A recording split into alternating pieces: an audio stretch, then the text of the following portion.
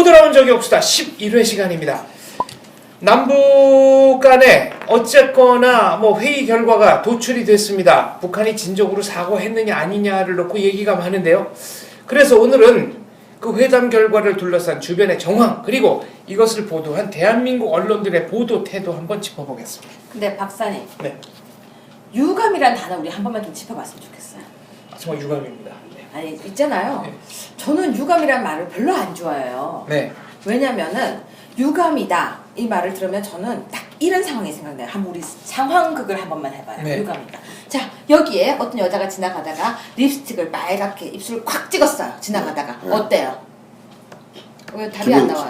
기분 좋은 거 아닌가요? 아니 지금 여자가 립스틱을 지나가다가 찍었는데 기분이 좋다고 하면 지금 빠져. 자, 박사님 만약에 지금 집에 들어가야 돼요. 네. 그러니까 사모님 계신데 네. 어떤 여자가 여기다 찍었어요. 립스틱을. 네. 기분이 어때요? 통속의 영을 금할 수 없습니다. 뭔가 하여튼 안 좋다는 거죠. 근데 여자가 이러는 거야. 어머 유감이에요. 다른 걸로 예를 들어서 그러니까 자, 그러니까 이거는 사과. 일본 사람이 유감이라고 하면 네. 그것은 사과가 아닌 거예요. 근데 북한 사람이 유감이라면 사과로 받아들이지 않습니까? 네. 그러니까 같은 단어를 놓고도 우리는 굉장히 국수주의적으로 해석을 하죠. 근데 여기서 이제 중요한 것은 이 유감이라 그러면 남의 집구석에 벌어진 일에 대해서 지켜보던 사람이 불이 나서 남 집이 홀홀 잘 탄다. 불구경이 제일 재밌다 그러잖아요. 네. 저 집에 참 유감이다. 불에 타서 안타깝다. 네. 이런 잠자적 위치에서 자기가 안 됐다 하는 그런 정도를 유감이라고 표현하는데 네. 자, 북한이 사고를 쳤다고 목함지를 터뜨리고 또 포를 먼저 쌓았다고 해서 전쟁 직전까지 가서 그걸 털기 위해서 만났는데 그 북한이 남한 군인이 이 다리를 다쳐서 유감이다 이런 거 아닙니까? 그러니까 마치 남 얘기하듯이. 자, 우리가 저지른 행동에 대해서 유감이다라는 것도 아니고 그다음 유감만큼 또 어이없는 이야기는 그 재발 방지인데 그 비정상적인 상황에 또 생긴다면 왜 속에 재발 방지가 들어있다. 즉 한국에서 다시 남북 간에 네. 비정상적인 상황이 벌어지면 그 말은 이제 이 한국이 방송을 갖다가 그때 또 틀 수 있다. 네. 이런 식으로 표현하는 부분에서 비정상적인 상황이 유감이 그 뭡니까 재발 방지다. 그래서 저는 아까 그 제 방송에서 그렇게 이야기를 했는데 앞으로 서울대 국문학과 교수를 남북 정상회담에 전문위원으로 데려가서 양쪽이 문구를 작성할 때 네. 북한에서는 이렇게 해석하고 남측의 언론은 이렇게 해석하도록 그렇게 자문을 해주는 그런 역할이 좀 필요할 것 같아요. 아니 유감이라고 굳이 쓸 거면 예전에 그 김일성이 그랬지 않습니까? 뭐 좌경 맹동주의자들의 뭐 일탈 행동이었을 뿐이다.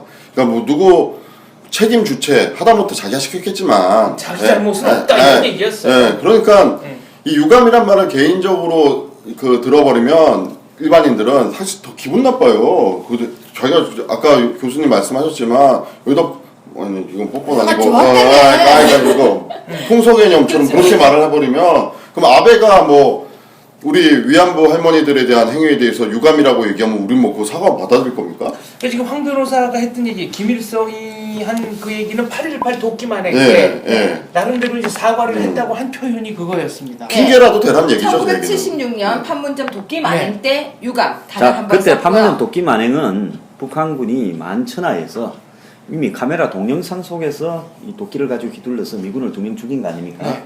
그러니까 북한군이 그 부분에 대해서 빼도 명확한 박도 못하는, 유감을 표현했는데 이번에 이제 북한군이 저렇게 한 부분은 결국은 자기들은 그 일을 저지르지 않았고 마지막까지 인정을 안 했어요. 네. 잘못했다고 하지 않았는데 그 누구 군인이 다친 거는 유감이다. 자, 이렇게 이야기하고 그 다음에 포를 싼 거에 대해서는 아무 말도 안 하고 넘어갔어요. 그렇죠. 자, 그래서 유감과 재발 방지, 사과와 재발 방지 두 가지가 다 관철됐느냐, 관철되지 않았는데, 자, 이번에 서로 간에 전쟁 직전까지 갔던 사람들이 졸지에 거기에 협상 내용에 보면 이산가족 상봉을 넣고, 또 교류를 넣고, 네. 또 고위급 회담을 넣었단 말입니다.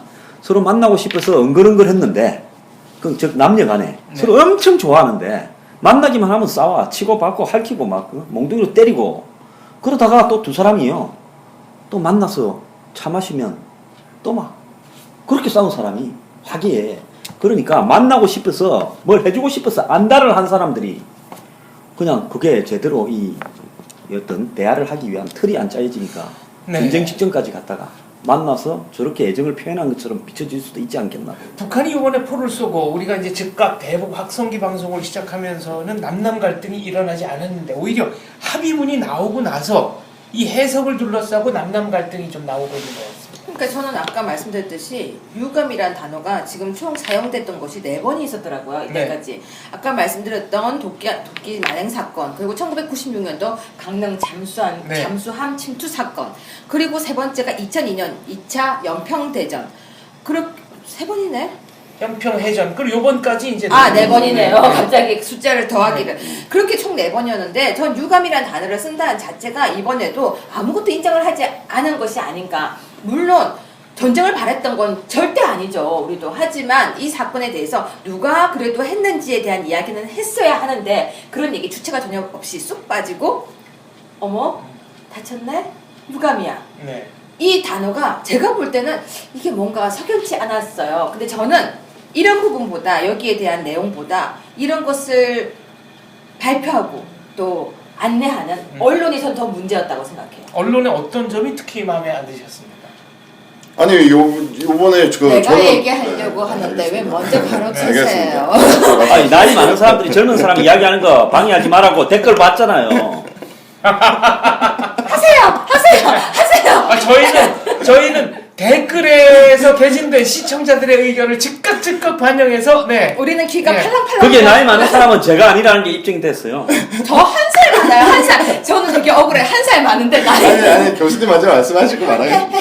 아니 저는 그냥 보도문을 보고 되게 좀 화가 났어요. 이게 뭐 하자는 플레이인가 싶었는데 근데 조간 신문을 보니까 성과를 이뤄낸 것처럼 드디어 남북의 평화 무드가 조성된 것처럼 이렇게 아주 좋게 평가를 하더라고요.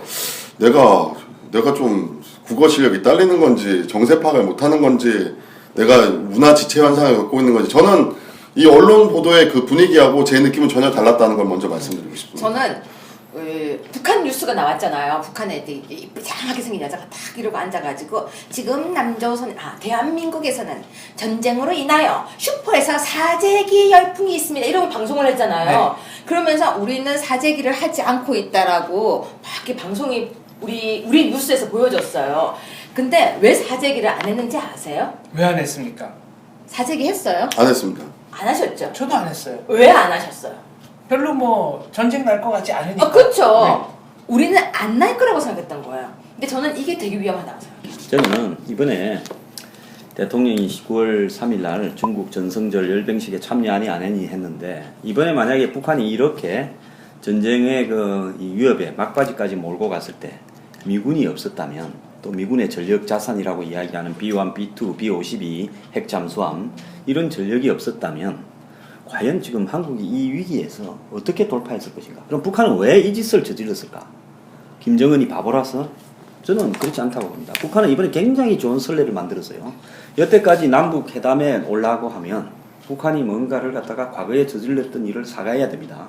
자, 천안함 사과, 뭐 연평도 사과, 또 뭐 박원자 씨, 또 금강산 사과. 그러거나 안 그러면 핵을 폐기하거나 그다음에 이 미사일 개발 이런 부분에 대해서 자기들이 뭐 육자회담에 가서 논의를 하겠다. 폐기하는 절차를 이렇게 뭔가를 갖다가 자기 보따리를 내놔야 되는데 이제는 어떤 선례가 만들어졌는가 하면 북한이 도발을 한번 해버려요. 그리고 그 도발을 가지고 막 전쟁 위협까지 서로 간에 몰고 가면 만나요. 만나면 그 자리에서 자기들이 뚫지 못했던 한국 최고위층 바로 뭐 한국의 대통령 오른팔 격인 사람과 바로 만날 수 있어요. 만나면 서로 싸움 문제만 이야기하는 게 아니라 온갖 현황을 그거 다 들고 가서 거기서 이야기해요. 아마 외국 사람들은 저 한국인들 좀 돌았다 할 겁니다. 왜 그런가 하면 남북이고 북이고 그렇게 전쟁이 나느냐 안 나느냐 가지고 이거 불 꺼보자고 만나놓고는 거기에다가 이산가족 상봉 6.25 전쟁 60년 전에 전쟁의 상봉까지도 얹어가지고 풀고 나오거든요. 저는 요번에 이산가족 상봉 말고 이 국군 포로 문제도 같이 논의가 됐어야 된다고 생각합니다. 아니 그 온갖 걸 다 얹었을 거라고 보는데 네. 그 중에서 이제는 서로 간에 별로 손실 볼 거 없는 거 명확하게 아주 확실한 사실 하나는 이산가족 상봉 문제야말로 이건 한국 팬들은 지금 북한은 이산가족 없습니까? 서로가 서로에 관한 문제예요. 그런 문제 하나 보따리 던져주면서 지금 이번에 그 남북이 갑자기 화해 국면으로 간다. 근데 북한은 뭘 노렸느냐? 자, 중국이 전성질 기념식 날 박근혜 대통령을 부르고 북한은 뭐 안 가지 않습니까? 김정은은. 네. 김정은이 뭐 자, 특별 예, 이런 대우를 상황에서 요청했다가, 미국하고 관계에서 한국이 좀 꼬여가고 있을 것 같아. 그리고 지금 한국 내부에서 지금 이 8.15 때 여러 가지 제안을 할 거다. 그럼 이런 국면들을 한국에 끌려가지 않고 우리가 원하는 대로 뭘 하나 좀 해나갈까? 그 부분에서 북한이 지뢰 한 발하고 그 다음에 폭탄 두 발. 이 합치면 돈이 얼마쯤 되겠어? 한 500만 원 들 거예요. 굉장히 싸게 한 500만 원으로 한국에 그야말로 북한이 8월 5일 날 이희호 여사가 북한에 갔을 때 박근혜 정부하고 상대 안 한다고 팀 같지 않습니까? 그래놓고 한국이 도대체 속셈이 뭐고 그 속이 뭔가 이런 부분을 청와대 핵심까지 다 파악하려 그러면 엄청난 노력을 기울여야 될 건데 단돈 500만 원도 안 드는 돈으로 그걸 다 이루어냈지 않습니까? 네, 제가 네. 여기 기사 자막 하나만 처리해 주세요. 우리 장 박사님이 젊게 맞췄다. 무엇을? 그 추석 때쯤에 네. 이산가족 상봉을 할 것이라고. 그때 말씀하셨던 거 기억나세요? 네. 이산가족 상봉 추석 때쯤 하지 않을까. 왜? 8월 달쯤에 하는 것은 너무 긴박하기 때문에 못 할 것이고 9월 달쯤 되면은 아마 할 수 있을 것이다라고. 근데 이번에 갑자기 이산가족 상봉에 대한 내용이 나왔죠. 제가 왜 언론의 태도에 대해서 지적하고 싶냐면요. 오늘 기사입니다. 2015년 오늘 기사가 아니죠. 우리가 욕하니까 8월 25일 화요일 10시 44분 바로 인터넷에 뜬 기사인데요. 코리아 데일리 기사입니다. 남북 고위급 회담 결과 맞췄다. 강용성 점괘 화제. 강용석이 아니고 강용석. 승이에요? 강용석. 네, 오타네요. 네, 네, 죄송합니다. 아니 오타가 나도 그렇지 그걸 갖다가 그대로 제가 오늘 제가 공격하시는 거예요. 제가요. 네. 또박 일는 버릇이 있었어요. 있는 그대로. 자기도 강용- 발음이 안 좋구만. 여기에 자막 처리 좀 해주세요. 네. 저 퇴장이라고요. 네. 여기 댓글 봤는데요. 네.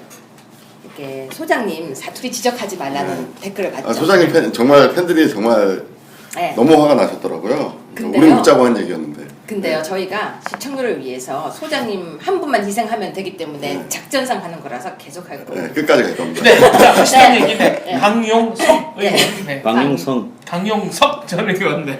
강용석 점괘 화제입니다. 자, 이게 기사가 될 수 있다. 아, 점괘. 이거를 무슨 이게 지금 점괘예요? 신문. 네. 이게 신문 맞죠? 네. 근데 이게 점괘라고 말하는 게 이게 맞습니까? 저는 이게 언론이에요. 이게 언론. 언론에서 자 강용석 변호사는 남북 고위급 회담도 아니고 고위 금회담. 네. 이거 오타가 많은 기사네. 아니 아무리 오타가 나도 그렇지 그걸 그렇게 읽어. 알아서 읽어야지. 또 읽을게요. 개떡같이 써있어도 찰떡같이 읽으셔야죠. 네.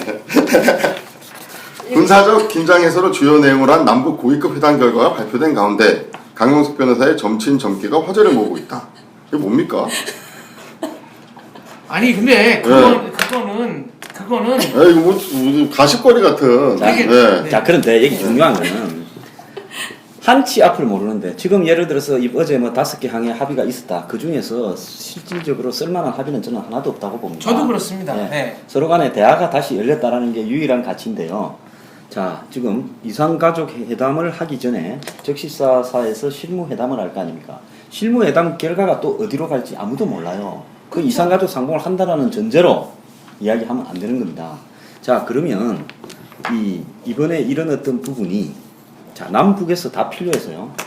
우리나라 박근혜 대통령은 지금 임기 절반을 딱 넘기지 않습니까? 8월 25일이. 네. 자, 임기 절반을 넘기는 시점에서 북한의 문제에서 사실 협상 결과는 그렇게 나오지 않았는데 박 대통령 어제 청와대 이 수석 비서관에 의해서 이 한치의 사과나 재발 방지에 대한 약속 없이는 타협을 안 하겠다. 네. 확성기 계속 틀겠다 했잖아요. 근데 북한이 지금 유감 그리고 비정상적인 사태 그러면서 두 가지가 다 들어갔다고 우기지 않습니까? 네. 그러면서 뭐 우측도 그걸 갖다가 수용해서 북한 대신에 친절하게 해석을 갖다 해주지 않습니까? 언론은 거기에 또 이의도 제기도 잘 안 해요. 그러면서 지금 어떻게 됐는가 하면 박 대통령은 지지율이 좀 올라갔고 또 더 올라갈 겁니다. 자, 김정은 입장에서 봤을 때는 돈 500만 원으로 지뢰 한 발과 폭탄 두 발로 그야말로 남측에 최고위층을 협상해 놓기 위해서 합의문을 또 들고 갔지 않습니까? 북한 가서는 이러겠죠. 우리가 군사적으로 뭐 조금만 한 움직이니까 남측은 겁을 먹고 협상에 나와서 우리 이야기 들어줬다. 김정은은 충분히 그렇게 우길 수 있죠. 예. 저는 그 소장님 500만 원이라고 말씀하시는데요. 저는 100만 원도 안 들었을 거라고 난 봅니다. 좀 세게 불러줬어. 그러니까 그 목함이라는 게 정말 아무것도 아닌 용수철이랑 몇 개 만들면 되는 것 같고 포탄도 완전히 구닥다리 포탄이기 때문에 인건비도 뭐 비싸면 얼마 안 되고. 근데 저는 여기서 이 사태에서 좀 하나만 짚고 넘어갈게요. 도대체 이번 회담 결과에 의해서 우리 그 군의 그 하사님 분들 그 두 다리의 그 희생에 과연 그 대가는 갚아는 예, 네. 그건 뭘로 보장받는 겁니까? 최소한 그분들을 희생에 갚하는 거를 우리가 얻어내는 그렇죠. 그러니까 아니, 제가 변호사라서 그런지 모르겠지만 네. 잘못은 사고로 하는 게 아닙니다. 돈으로 하는 거지.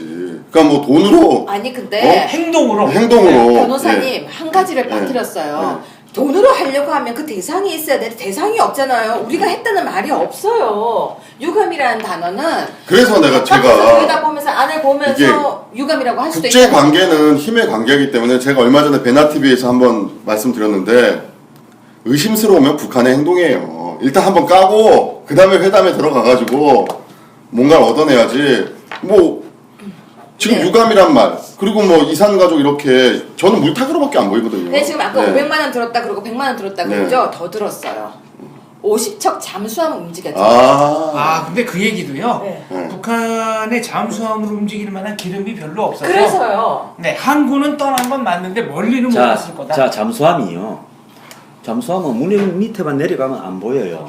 그러니까 북한이 잠수함 기지 옆에 동굴을 파가지고 기지에 보이는 데 세워놨다가 일광욕하러 잠수함이 북한 잠수함은 배터리가 네. 공기에서 충전해야 돼. 이 네. 잠수해도 네. 산소를 공급할 수 있고 그다음 동력을 얻을 수 있기 때문에 물 밑에 오래 내려가면 안 돼. 하루에 두세 번을 떠올라야 되는 거예요. 근데 왜 안 떠올랐어요? 그러니까 그 사이에? 이 항구에 있다가 네. 그러니까 인공위성이 미국의 인공위성이 찍은데 보이는데 그 옆에 동굴을 파가지고 항구에서 한 100m 앞에 있는 동굴에 숨은 거예요.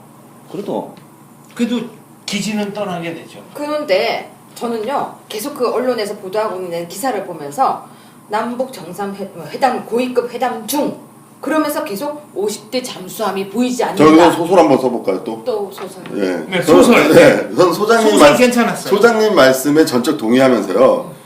그걸 뻔히 알고 있으면서도 남한 여론, 그러니까 우리 대한민국 여론을 회담을 어찌됐든 간에 찬성하는 쪽으로 저 같은 강경문자들의 여론을 죽이기 위해서 50척이 마치 우리로 넘어올 것 같이 불안불안하게 만들었던 어떤 의도가 있었던 건 아닐까 하는 소설을 한번 써보겠습니다. 근데 소설을 썼지만 예. 국민들은 50척 잠수함이 아니라 5,000척이 온다고 해도 자. 꿈쩍도 안 하고 사재기도 안 했다는 거. 그게 뭐냐면은 평소와 똑같이 그냥 평소처럼 아유 또 그럴까. 저는 이게 더 불안하다는 거예요. 왜? 평소처럼 또 그럴까 하다가 진짜 어느 날 우리가 정말 심각한 문제가 와도 다들 라면 하나도 없이 가만히 앉아 있는 거 아닐까. 이게 바로 양치기 소년. 그러니까 남북이 다 솔직히 지금 현재 이번에 이 긴장 국면에서 서로가 다 유리한 형태로 보통 협상이라는 건 한쪽이 이익을 보면 한쪽이 손해를 보고 둘 다 이익을 보는 협상이 별로 잘 없어요. 근데 이번에 보면 양쪽 다 긴장을 극대화시켜가지고 아까 말한 대로 북한이 공기부양전과 특수전 요원 그 다음에 뭐 대포 그리고 잠수함들을 남쪽으로서 이렇게 작전을 펼쳤다. 그리고 이제 우리 쪽도 북한을 향해서 미국의 전략 자산을 갖다가 한국에 배치를 하도록 요구하고 항공모함도 좀 부탁했다. 이러면서 서로 말로 막 해대는 겁니다. 전부 조금씩 숨었겠죠. 그래가지고 양쪽에 그러면 북한 쪽이나 한국 쪽에 국민들이나 인민들이 어떻게 하겠습니까? 이거 뭐 터지면 괜히 우리만 작살나니까 빨리 협상해라. 이런 분위기가 되도록 사실 몰아갔고 언론도 거기에 일조를 했어요. 지금 이 상황이 전개되는 과정에서 언론의 뭐 패널들이나 그 언론의 이야기들이 들어보면 뭐 학생기 방송도 자제하는 게 낫다. 북하고 협상이 잘 돼야 된다. 이런 쪽으로 일사불란하게 몰고 갔지. 뭐 인터넷에서 있는 이번에야말로 북한의 그 버릇을 한번 고쳐야 된다. 이런 이야기들을 언론에 나와서 제대로 이야기한 사람은 별로 없었다고 봅니다. 이런 상황에서 결국 양쪽이 정해진 결말, 즉 니도 손해 안 보고 나도 손해 안 보고 내용은 애매하게 적어놓고 갖고 가서 각자 해석하는 그런 합의문을 하나 적은 거 아닙니까? 앞으로 합의문을 영어로 적으라 그래요. 아 해석하도록. 예, 왜 한국말로 적으니까 서로 각자가 해석하니까 유감이나 이런 것처럼 비정상적인 상황을 갖다가 재발 방지라고 이야기하고 그러니까 이제는 영어로 적어가지고 미국 사람이 발표하게 하면 그게 객관적일 거 아니에요. 네, 그러면 이제 양측이 해석의 여지를 갖고 다툴 일은 그렇게 없어지죠. 네, 그러니까 예를 들어서 유감이란 말을 우리는 I am sorry라 들으면 북한은 I don't know로 그렇게 들을 수 있지 않습니까? 그런 것처럼 이렇게 해석되는 게 아니라 이것이 확실하게 sorry냐, 뭐 I don't care인지 정확하게 미국 사람이 번역해서 발표하다. 영어 단어에 이제 request가 있고 demand가 있는데 request는 정중하게 요청한다 이런 뜻이고 demand는 요구한다. 조금이 강압적인 뜻이 섞여 있어서 요런 거를 명확하게 해놓는 게 필요할 거다 이런 말씀이시죠. 네, 지난번에 보면 국회에서 국회법 통과를 이 통과할 때 그때도 요청, 요구 뭐. 네. 그렇죠. 네. 자, 한간에는 지금 김정은이 대한민국을 비롯한 각국에 주식 투자를 하고 있는데 요번에 이 군사 관련 뭐 이 주가 조작을 위해서 이런 저는 매우 개연성이 높은 이야기라고 보고요. 왜 그런가 하면 이 중국 리스크 그러니까 차이나 쇼크 부분을 언론들이 본격적으로 보도를 잘 안 하다가 네. 갑자기 지난 주말에 북한이 금요일날 난리를 쳤는데 토요일날 신문에 보면 거의 막 차이나 쇼크를 갖다 발라버렸습니다. 네. 그러니까 한번 보세요. 왜 북한이 저 난리를 치는데 그동안에 무슨 뉴스거리도 없을 때도 6월 중국의 위기는요 5월, 6월, 7월 때면서 계속 가중되어 왔는데 그동안에 중국의 리스크 부분을 갖다가 제대로 보도하지 않던 언론들이 북한이 저 난리를 치는데 그걸 갖다 얹어가지고 막 차이나 쇼크 네. 하면서 난리를 쳤단 말입니다.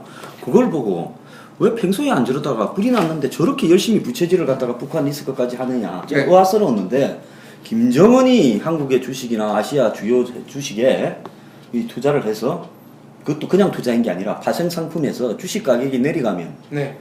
역으로 돈을 버는 그러니까 이 뭡니까 일종의 이 주식을 갖다 꼭 오르는 데만 그런 게 아니라 내려가는 그렇죠. 쪽에 그 네. 기간에서 숏셀링이라 네. 합니까? 예, 그런 걸 한 거 아닌가 보여요. 장 박사님 여기서 시청자들이 궁금해 하실 네. 것 같아서 그럼 지금 주식을 사야 됩니까? 팔아야 됩니까? 뭘 사요? 그냥 이래요. 그냥.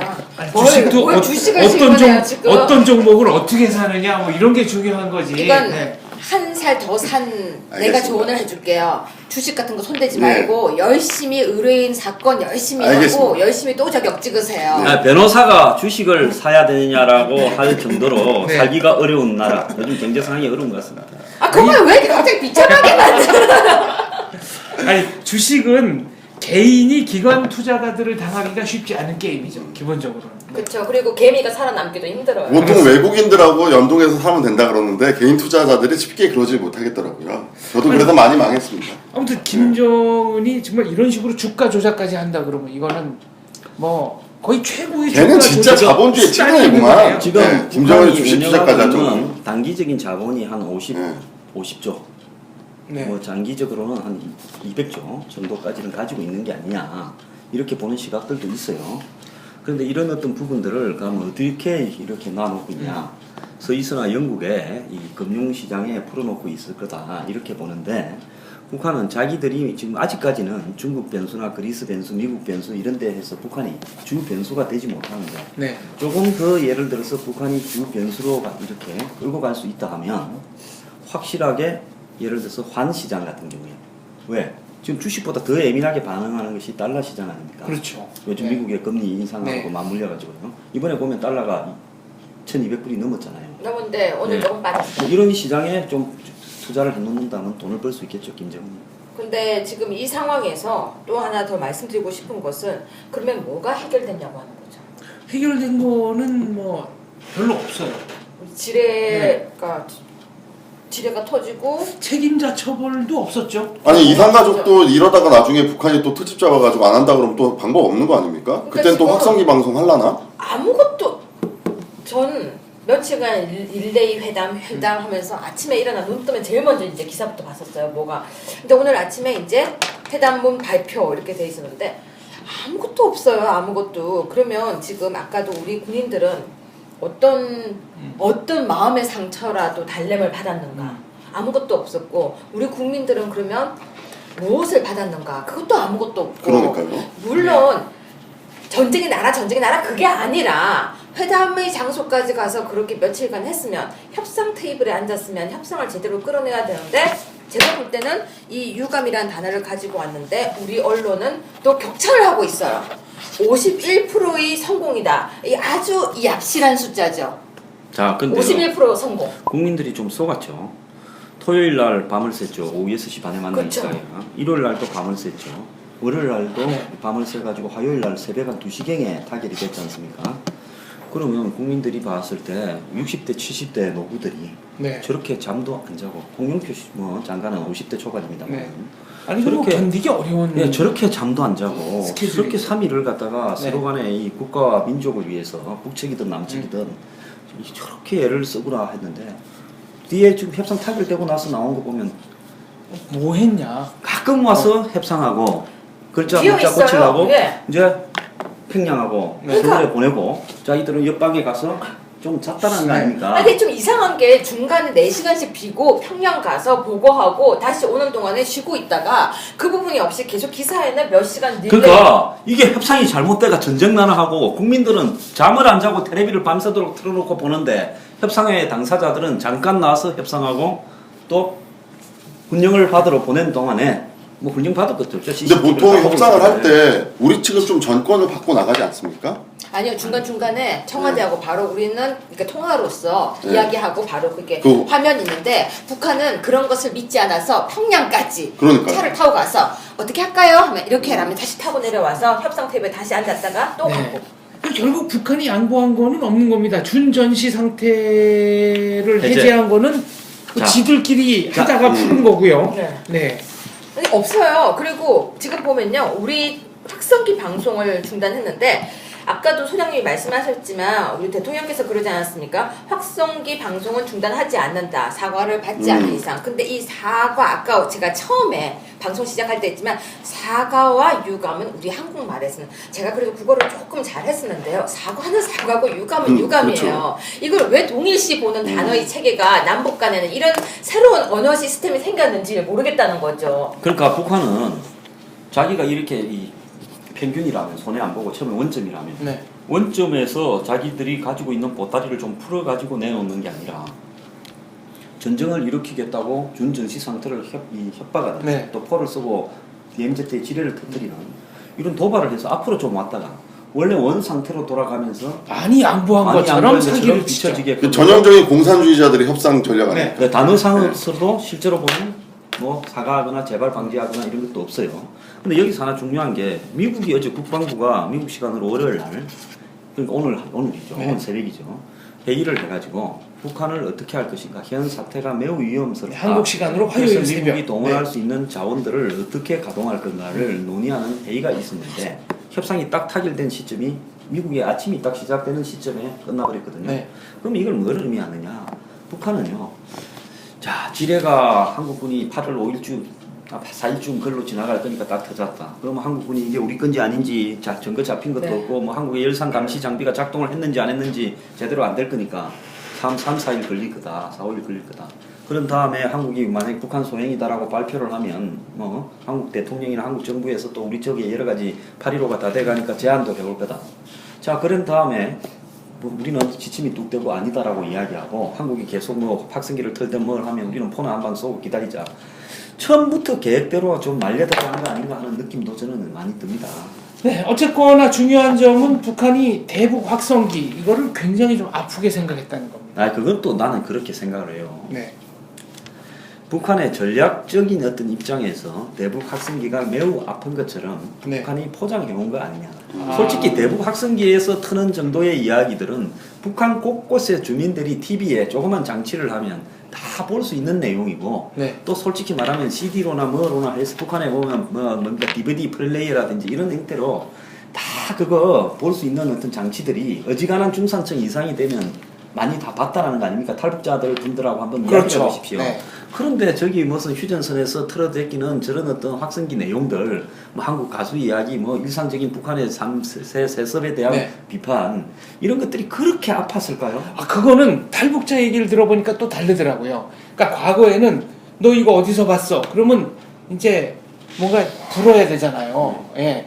그러니까 몰래 누가 CD 봤다 뭐 이렇게 불어야 되는데 요새는 아니 누가 확성기에서 이런 내용이 나온다고 알려줘서 그걸 가지고 아, 이런 나쁜 놈들이 있어 이 얘기를 하는 와중에 알게 된 거야. 아니 그 사이에 단속이 안 그 돼. 사이에 탈북한 사람이 있어요. 확성기를 지금 10년 만에 틀었는데 어우, 그제? 요새는 탈북자들이 북한에 있는 사람이랑 전화 통화를 하잖아요. 아 전화 통화를 하니까 북한에서 확성기에서 들었다고 한다 그래요? 아니 그러니까 이제 그런 식으로 북한 주민들이 빠져나갈 길이 있기 때문에 북한 단속원들이 뇌물 받을 길도 사라졌고 여러 가지 그 체제 유지를 위해서는 상당히 그 확성기가 보통 어느 정도까지 들리죠? 야간에는 예. 24km까지 가고요. 주간에는 10km 정도 간답니다. 네, 그래서 또 하나 지적하고 싶은 것이 이번 사태를 바라보면서 우리 방송이 많잖아요. 네. 그 방송에 계속 특보 하는데 내용이 바뀐 게 하나도 없더라. 똑같은 패널들이 무슨 돌려막기 하듯이 여기서 돌 하나 빼서 여기다 넣듯이 패널군이 있더라고요. 그 패널군이 전문가겠지만 계속해서 전문가 집단이라고 하면서 그 패널이 이 방송에서 저 방송에서 계속 나와서 이야기를 하는데 재밌는 것은요. A 방송국에서 했던 얘기랑 B 방송국에서 하는 얘기가 달라요. 여기서 질문요. 혹시 그 패널들 중에 전쟁을 막기 위해서 다 들어줘야 된다 이렇게 말씀하신 분은 없었죠? 어이 똑똑해요. 있었죠. 있었습니까? 있었죠. 자, 지금 여기에 중요한 거는 북한 관련해서 전문적인 인물이라고 먹고 사시는 분들은요. 솔직히 말하면 뭐 교수분들, 북한 관련과 안 그러면 북한 관련 연구소 연구원 네. 또 뭐 북한 관련해가지고 잡다하게 먹고 사시는 분들이 많은데 그분들은 북한하고 교류 협력해서 뭔가 이슈가 만들어지면 먹고 살 판이 열리고 북한 관련해서 지금처럼 냉정한 상태가 유지되면 별로 본인의 역할이 없어요.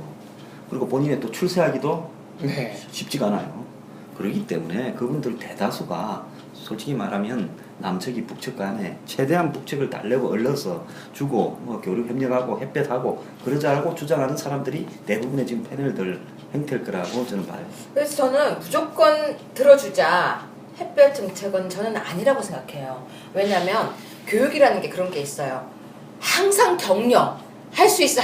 그거 굉장히 나쁜 격려예요. 왜? 못할 때는 못한다고 따끔하게 야단도 쳐줘야 되고 혼날 때는 혼난다고 너가 시험을 잘 못 봤다고 얘기해줄 때는 해줘야 되는데 무조건 시험을 잘 못 보고 와도 잘했다. 다음에 잘해라. 이번에도 사탕 하나 줄게. 저는 이건 절대 좋은 방법이 아니라고 생각하는데 이번에도 보면은 언론을 보면은 계속 들어줘라. 달래라. 물론 중간중간에 또 아주 격하게 전쟁을 일으켜라 이런 사람들도 있었는데요. 진짜 정말 국민들에게 필요한 방송이 없었다는 걸 전 지적하고 싶어요. 요번에 전쟁이냐 평화냐 이런 얘기 하는 분들이 계셨는데 네. 요건 좀 비유가 잘못됐다고 생각합니다. 그렇죠. 전쟁이냐 굴종이냐 요게 더 맞는 표현이에요. 자, 그러니까 2차 대전이 일어나게 된 이유가 히틀러가 영국의 그 당시에 30년대 영국을 쭉 오래 지배했던 챔벌레인 내각을 네, 보니까 체인블린 내가 조금만 쑤시면 쑤시는 대로 다 굴복을 해요. 밀면 그러니까 밀린다. 뭐 체코, 네. 슈데텐 합병, 그다음 라인란트 합병, 그렇죠. 폴란드 침공, 이 그다니스크 다 용인해줬죠. 다 용인을 해줬단 말입니다. 그러니까 히틀러가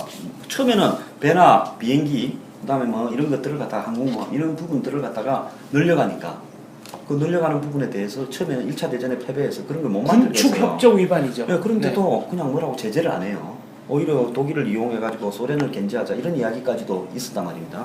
이러다 보니까 영국이 그냥 밀릴 대로 밀려갔다가 나중에 쫓겨났는데 그때 영국 사회의 언론, 영국 사회의 지도층, 그 다음에 영국 사회의 정치인들이 대부분 거기에 동조했고 당시의 처칠은 완전히 전쟁을 하자는 수국 꼴통 전쟁광 이런 네, 소리까지 이렇게 들었습니다. 몰렸던. 저 새끼 네. 2차 대전 때 전쟁 이렇게 해가지고 개피 보고 지고 난 다음에 아직도 저런 소리 한다. 저 반 도란 놈이다. 1차 대전 때 처칠이 예, 다르다면서 해협이라 해서 네. 해군 장관하면서 대패를 20만 네, 해군 명을 장관하면서 네. 패배하게 만들었는데 그래서 지금 한국에 벌어지는 현상을 보면요. 좌파 중도 진영의 일정한 그런 어떤 지지층이 있고요. 김대중 노무현 정권을 거치면서 무조건 햇볕 평화를 좋아하는 그 다음에 언론의 대다수의 기조가 보수 진보를 갈 것 없이 이렇게 흘러가고 그 다음에 정치인들이 이렇게 흘러가고 문재인 대표 같은 경우에는 뭐 확성기 털지 말라고 아예 이야기를 했지 않습니까? 이렇게 가면서 박근혜 대통령이 보기 드물게 취임 이후에요. 두 가지 측면에서 진보 좌파를 요즘 동시에 지지를 받고 있어요. 이 중국의 전성절 열병식 가는 거, 그 다음에 이번에 북한과의 협상을 하는 거. 그래서 이 처음으로 한국의 종북 좌파 플러스 야권이 박 대통령을 두 번을 연달아 지지를 했습니다.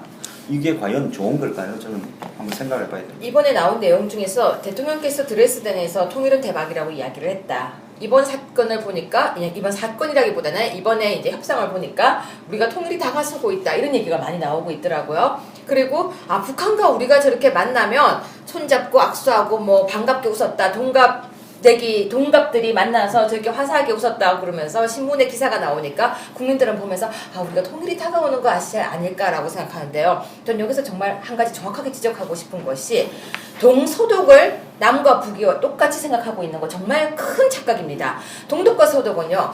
통일이 되기 바로 직전까지 끊임없이 교류가 있었고요. 오갔습니다. 뿐만이 아니라 결혼이라는 정책을 통해서 동독에 있었던 사람이 서독으로 많은 사람들이 결혼을 결혼 제도가 있었습니다. 그래서요, 1년에 한 달씩 같이 서로 오가는 기간이 있었고요. 또 베를린이라는 곳이 베를린 안에, 동독 안에 베를린이 있었고, 그 베를린 안에가 동서독으로 나누어져서 정말 자유롭게 오갈 수 있는 제도가 있었다는 것. 우리와 우리 남과 북처럼 지금 이렇게 팽팽한 긴장이 있는 것이 아니라 동서독은 끊임없이 교류하고 끊임없이 연구하고 끊임없이 학자들도 같이 함께 통일에 대한 준비를 긴 세월 동안 하고 있던 어느 날 갑자기 통일이 됐던 것입니다. 근데 우리는 남과 북처럼 이렇게 항상 어그렁어그렁, 그리고 포가 날라오고 뭐 목발질에 목함 질회. 네. 네, 이렇게 죄송합니다. 목함. 네. 자, 네, 그런 사태에서 지금 이렇게 하고 있는데 갑자기 통일될 거다라고 얘기하면요, 그 다음 대책이 전혀 없다는 거예요. 지금 통일이 갑자기 돼버리면 어떻게 할 것인가에 대한 고민도 없고 어떻게 할 것인가도 없이 갑자기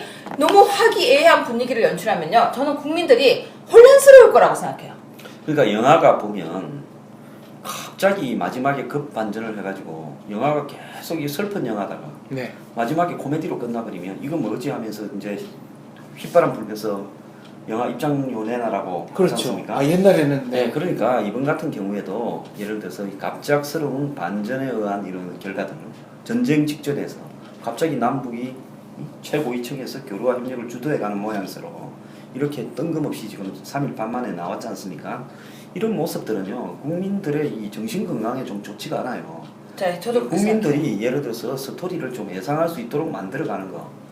그래서 이번 같은 경우에는 이 부분에 재발 방지하고 유감 이 부분에 대해서만 다가 책임자 처벌. 하고 네. 그 다음에 남은 부분은 이번에 이야기했다가 곧바로 다시 회담을 열어서라도 하는 게 맞지. 아니 전쟁 날까봐 모인 사람들이 이산가족 상봉하고 뭐 온갖 이야기를 다 해버리면 60년 전에 전쟁에 의해서 생긴 말입니다. 이 불행까지도 해결한다고 이렇게 해버리면 이 외국 사람들이 봤을 때는 참 남측이나 북측이나 어지간하다 이렇게 생각하지 않겠습니까? 오죽하면 그런 걸 보고 강용석 점괘 화제라는 기사까지 나왔겠습니까? 정말 한심하지 않아요? 그리고 또 이번 사태를 보면 저는 좀 약간 우리 국민들이 어떤 모순된 행동을 하는 것도 본 그게 좀 안타까운데, 소위 말해서 중도 좌파라고 생각하시는 분들도 전쟁의 위험이 가장 최고조에 올라가니까 중국을 보는 게 아니라 미국이 어떤 행동을 하는가를 살피더라고요. 그렇다면 그 우리의 이번 사태를 계기로 해서 한반도의 냉혹한 현실을 한번 국민 스스로가 한번 생각해보는 기회를 삼는 것도 좋을 것 같습니다. 여기서 한마디 딱 하고 가고 싶은 게 있어요. 이 와중에 공무원은 쏙 빠진 임금 피크제가 도입돼요. 묻어가기입니까? 예, 또? 진짜 이 찰나에 진짜 뭐 하는 겁니까? 진짜 묻어가기. 앞에서 와글와글 하고 있는데 저는- 뒤에서 싹 없어지면서 왜 공무원은 왜 빼요? 임금 피크제. 임금 피크제 공무원은 쏙 빠지고 공공기관만 가고 있는데요. 전 이번 협상이 바로 그거라고 생각합니다. 공무원 연금 고쳐라 그랬더니 갑자기 국민연금 들고 나오고. 저는요 이번에 이 사태가 오기 직전에 뭐가 제일 화제였습니까? 중국의 전승절 열병식 가느냐 마느냐였잖아요. 네. 자 그때 뭐라 했습니까? 중국은 경제고 실리고 미국은 뭐 우리의 과거의 어떤 이념적인 부분이니까 이 미국의 경사된 데서 중국으로 가야 된다 했지 않습니까? 딱 며칠 만에 뭐가 생겼습니까? 저는 하늘이 벼락을 내리는 거라고 보는데요. 차이나 쇼크가 중국 경제 무너진다는 거고. 그 다음에 이번에 만약에 미국이 없었다고 한번 생각해 봅시다. 우리 국민들이 사재기 안 하고요. 이렇게 그래도 전쟁은 안 나겠지 하고 남일처럼 이렇게 생각할 수 있었을까? 이번에 급해지니까 어떻게 됐습니까? 미군의 전략자산. 한국이 연 40조를 국방비로 쓰는데요. 이번에 그 남북 군사력 대비 노는데 보면 장갑차하고 헬기 빼놓고는 전부 우리가 부족한 정도가 아니라 택도 없이 숫자가 작아요. 거기 하나 더 붙이죠. 북한은 고물을 갖다가 아직도 운영하고 있고 비행기고 뭐 숫자는 많지만 실제로 별거 아니다지만 아니 핵무기는 뭐 우리가 개발 못한다 칩시다. 그렇지만은 재래식 무기에 있어서도 기본적인 무기, 야포, 다연장 로켓 같은 데서 차이가 얼마나 납니까? 더군다나 4,400대 500 이래 나는데요. 그동안에 국방비 다 어디다 갖다 쓰고 매번 무슨 전쟁 위기만 생기면 양쪽의 국방력 비교하는데 이렇게 차이가 난다. 그래가지고 미국의 전략적 자산이다. 이럴 바에요. 그냥 40조 중에 20조 뚝대가 미국 주고 그냥 우리는 기본적인 무기만 사고 나머지는 어떤 문제만 생기면 그때마다 일당 얼마씩 줄 거니까 와서 지켜주시오 하는 게 더 효율적 아닙니까? 그래서 만약 이번에 미국 없었다 그러면 우리 정말 사재기 안 하고 버틸 수 있었을 거예요. 아, 그건 굉장히 네, 더군다나 그 소장님 말씀 그 내용 중에서 그것도 양측이 요이 땅, 이건 일본 말이구나. 네. 하나 둘 셋 해가지고 붙었을 때나 그런 거지. 지금 현재는 전쟁이 일어난다면 북한이 먼저 선제공격합니다. 선빵을 맞고 들어가는 그런 전쟁 시나리오이기 때문에 더 위험하다는 것이죠. 전 사실 사재기 안 하고 남쪽으로 새벽에 내려가려고 했어요. 저는 뭐 움직이는 것도 귀찮고 하니까 가만히 앉았다가 그동안에 이제 많이 욕했으니까 잡으러 오면 그냥 잡혀갈까 생각했어요. 저는 그냥 내려가려고 했었어요. 그냥. 자, 어느덧 저희가 이런저런 논의와 얘기를 하다 보니까 방송 시간이 다 됐는데요. 제가 마무리 발언하고 마치도록 하겠습니다. 북한은 항상 협상문을 자기들이 유리할 때만 지키고 자기들이 불리할 때는 지키지 않았습니다. 그리고 끝없는 해석상의 문제를 제기하면서 대한민국을 괴롭혔는데요. 그걸 역으로 한번 활용해 보면 어떨까 합니다. 자, 이번 합의문 3조에 이런 얘기가 있네요. 남측은 비정상적인 사태가 발생하지 않는 한 군사분계선 일대에서 모든 확성기 방송을 8월 25일 12시부터 중단하기로 하였다. 근데 여기 LED 전광판 방송에 대한 얘기는 없습니다. 확성기 방송은 즉각 중단을 하더라도 LED 전광판을 세워서 계속 방송을 하는 겁니다. 그리고 이거 가지고 협상을 하자고 또 요구를 하는 거죠. 괜찮은 생각? 아니 근데 또 있어요. 네. 거기 보니까 비정상적인 사태가 발생하지 않는 한이라고 했죠. 그 비정상적이냐 아니냐는 우리가 판단하면 그러니까 우리가 되는 또 거죠. 판단해요. 너희가 생긴 게 비정상적이야. 너희가 네. 하는 꼬라지가 비정상적이야. 그냥 네. 우리가 해석하면 되니까 네. 좋네요. 날씨가 비정상적이다. 오늘 기분이 비정상적이야. 그렇습니다. 네. 이 방송도 좀 비정상. 오늘은 네. 교수님 우리 소장님한테 한마디도 우리가 태클을 못 걸었습니다. 나 사실 되게 소심해서 댓글 보고 쫄았거든. 쫓아올까봐 나 댓글 못 끊겠어. 쫄고 있군. 네. 그러나 북한을 향한 대한민국 국민들은 절대로 쫄고 있지 않습니다. 확성기 방송은 중단하더라도 조만간 가급적 빠른 시일 내에 LED 전광판 방송이 휴전선 전역에서 시작되기를 정말로 희망합니다. 네. 감사합니다. 네.